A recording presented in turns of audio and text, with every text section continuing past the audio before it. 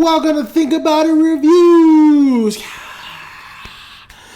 Today we're talking about The Age of Adaline. Now, I was able to watch this flick last night. That's right, last night. And Age of Ultron comes out this week. So who do you think a lot of people are going to go watch? Age of Adaline, that's been out for about a week, or The Avengers?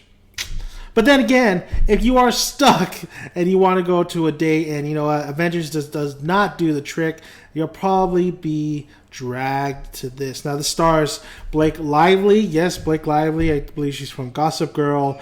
Married to Ryan Reynolds. She was with Ryan Reynolds in that god-awful Green Lantern film.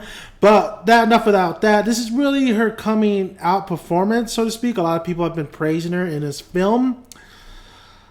I'm not the one of them. I'm not. Honestly, I went to this. My brother wanted to see it, so we went to go check it out. I was, going in there, my expectations were, hopefully that I'd come out with, a great surprise. But honestly, I got exactly what I thought I was going to get. Definitely just a love story with the not extraordinary, but a good, plot. A good, idea turning into just generic shit we've seen over and over again. Now, if you don't know, Adaline gets into an accident. She gets struck by lightning. Her body freezes first. She gets struck by lightning, and she's able to not age at all. She still looks 26 or 28, whatever it was. She goes through decades and decades without aging. Her daughter is old. Adaline at this point when we meet her is about 107. Blake Lively, she, in the very beginning of this film, it seemed like she was trying a little bit too hard. I know she was supposed to be definitely a mature woman who knows a lot, but it seems the voice she was, when she was giving this little kind of voice to the character, it just felt like it was forced and naturally, coming out. But Blake Lively, she started getting better once Harrison Ford's character comes into the picture, and once things start moving and things start actually becoming interesting, because a lot of this first half of this movie wasn't very interesting. It was shit I've seen before. It was not, I didn't hate it, but it was kind of boring. It was like, okay, let's get through this. And the way it's done, I hated the narration in the beginning and then somewhat in the film and then at the end. I did not like the narration. It felt like I was watching a documentary, which I don't need you to narrate and tell me about all this miracles and magic, that shit that's happening to Adaline. You could show me that. Just like there's one particular part where she goes through her album of dogs and how many dogs she's had in the past and to the present.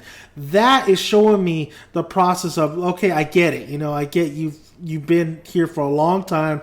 You're lonely, this and that. You've had definitely past relationships not here anymore because they died off and you're still able to live. I get it. Show me. Don't tell me. Show me. So the narration, even though I didn't even like the guy's voice, it really just threw me off a little bit. The flashbacks. I was hoping that we would get more in depth of Adaline in her past, like in the 1918 or 1950s or whatever.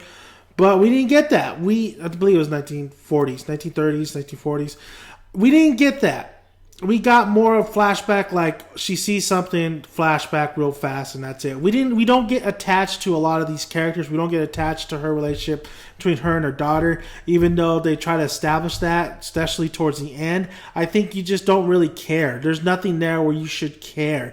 Adaline, I don't really care. I will say though, once Ellis hits the picture, her other half, I think it really went along well. I think he is charismatic. I think they had a great chemistry going on, especially with Blake Lively and Harrison Ford. I think they had great chemistry. I think they really sold me this movie. It really got more interesting when these two had conversations with one another, and that's when the story just took off. But in the very beginning, her meeting Ellis and stuff, it's just stuff I've seen before. There's nothing new. I will say this film looked fantastic. It looked great. Cinematography was great. Production design fantastic. It looked beautiful. Her dresses were beautiful. The atmosphere was beautiful. It did feel like that 1930s vibe, even though it's in the present day. Absolutely beautiful. The car crash scenes were great. I thought it really, I've been in a car crash, and that's exactly what it kind of is. It's, it felt like I was inside with her when she got into her accident. So great stuff. Like I said, Harrison Ford, once he enters, he is phenomenal. This is one of his best performances, I think, in a while. He doesn't have to do very much, but that's what makes it so great, is he doesn't have to do very much, and he knows, it seems like he did, he tried in this one other than the other one. So it was great stuff. It could get a little bit soap opera-y sometimes, but overall, it looked beautiful. It looked really great. Cinematography was really great. The director did a great job with the camera work. Some camera tricks, though, I've seen, it's like, oh, this camera trick, the upside-down camera, a little bit too much on that. But overall, great stuff. Soundtrack wasn't too memorable, wasn't too great, in my opinion.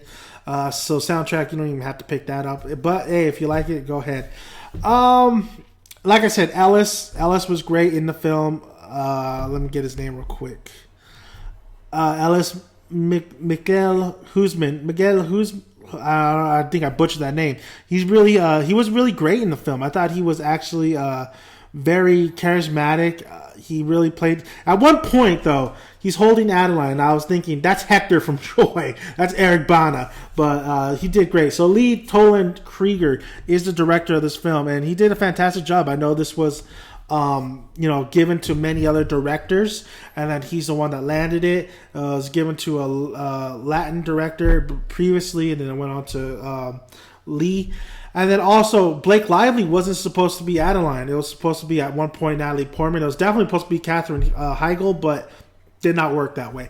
But overall, it was okay. It was an okay film. It wasn't horrible. It wasn't fantastic. It wasn't stuff you haven't seen before. There is dramatic, intense moments in this film that's great, that works. But most of the film is generic. Most of the film is kind of boring, and you don't get attached to the relationships with Adaline. Maybe you do, maybe you don't, but I did not. My brother absolutely liked this film. He said he really enjoyed it. He just enjoyed it. He really enjoyed it. He thought Blake Lively did a fantastic job in her performance, and I think she did an okay job. I don't think Blake Lively is one of the strongest, actresses in this, in this industry, but she did okay until she hit Harrison Ford.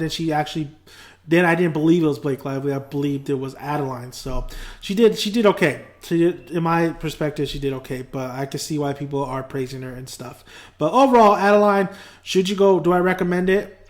You know what? Yeah, I recommend it. If you're gonna go on a date with your girl, or you're gonna go on a date with your man, I do recommend it. If you're not gonna watch Avengers and you just want a nice, quiet date night, dinner and a movie, go ahead, go check it out. I think your spouse will love this movie or really enjoy it. I could tell why people really enjoyed this film.